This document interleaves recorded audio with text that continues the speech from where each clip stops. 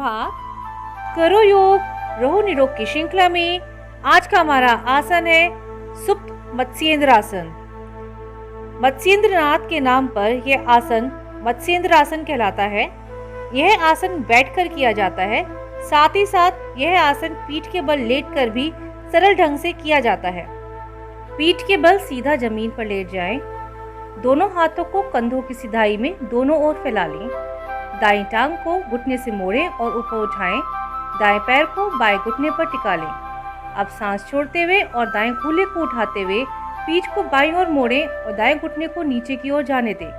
ऐसा करते समय दोनों हाथ जमीन पर ही टिका कर रखें। कोशिश करें कि दायां घुटना पूरी तरह से शरीर की बाईं ओर जमीन पर टिक जाए। सिर को दाईं ओर घुमाएं। अब आप सुप्त मत्स्येंद्र आसन की मुद्रा में हैं। इस मुद्रा में 30 से 60 सेकंड तक रहें। सामान्य रूप से सांस लेते रहें। यदि आपका घुटना जमीन तक नहीं पहुंचता है तो समर्थन के लिए इसके नीचे एक योगा ब्लॉक या तौलिया मोड़कर रखें। यदि आपकी रीढ़ की हड्डी में लचीलापन कम हो तो आप दोनों घुटनों को एक साथ घुमा सकते हैं। इस आसन को करने से पीठ की मांसपेशियों में खिंचाव आता है, रीढ़ की हड्डी लंबी होती है और उसको आराम मिलता है। पाचन अंगों की मालिश होती है, पेट की मांसपेशियों को मजबूती मिलती है। किंतु ध्यान रहे, यदि आपके घुटनों कूल्हों में चोट हो तो इस आसन का अभ्यास ना करें। धन्यवाद। नमस्कार साथियों, आज का सुविचार thought of the day. The person who never made a mistake never tried anything new. जिस व्यक्ति ने कभी गलती नहीं की है उसने कभी कुछ नया करने की कोशिश ही नहीं की है। अर्थात जब भी आप जीवन में कोई नया कार्य करने का प्रयास करते हैं तो उसमें गलती होना स्वाभाविक है।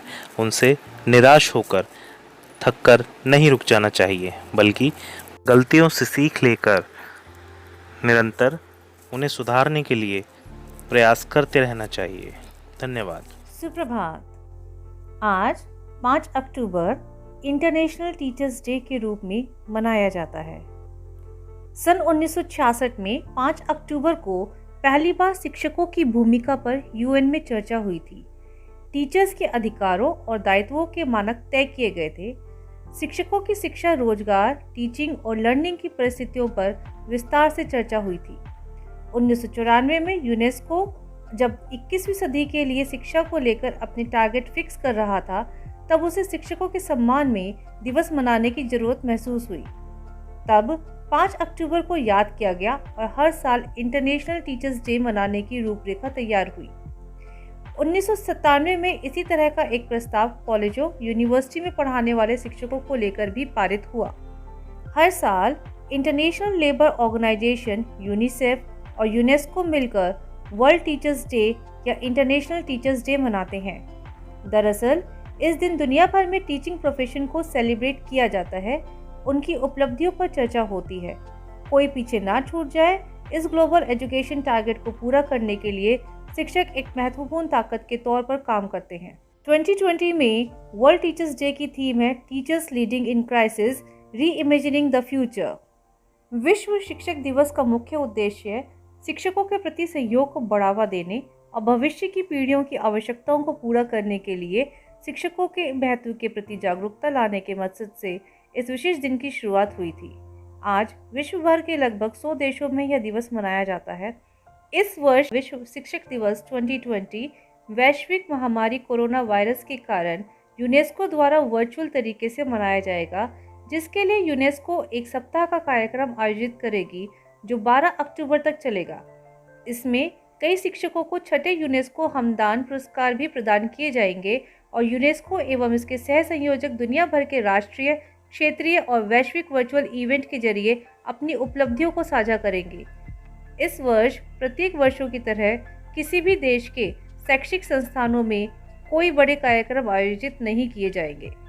जल जाता है वो दिए की तरह, कई जीवन रोशन कर जाता है, कुछ इस तरह गुरु अपने फर्ज निभाता है। Happy world teachers day 2020। नमस्कार। जातिवाचक संज्ञा आप सभी जानते हैं। जिस संज्ञा शब्द से किसी व्यक्ति, वस्तु, स्थान की संपूर्ण जाति का बोध हो उसे जातिवाचक संज्ञा कहते हैं, जैसे मनुष्य, नदी, पर्वत आदि। भाववाचक संज्ञा जिस संज्ञा शब्द से पदार्थों की अवस्था, गुण, दोष, धर्म आदि का बोध हो उसे भाववाचक संज्ञा कहते हैं। जैसे बुढ़ापा, मिठास, बचपन, मोटापा, चढ़ाई, थकावट आदि। आज हम सीखेंगे जातिवाचक संज्ञा से भाववाचक संज्ञा बनाना। मनुष्य, मनुष्यता, बच्चा, बचपन, दानव, दानवता, लड़का, लड़कपन, बूढ़ा, बुढ़ापा, गुरु, गुरुत्व, मित्र, मैत्री, नारी, नारित्व, बालक, बालपन, पशु, पशुता, युवक, यौवन, चोर, चोरी, शिशु, शैशव, शत्रु, शत्रुता, शिष्य, शिष्यत्व। आपकी स्क्रीन पर कुछ शब्द दिए गए हैं। ये जातिवाचक संज्ञा हैं। आप इन्हें भाववाचक संज्ञा में बदलकर अपनी मैम को दिखाइए। धन्यवाद।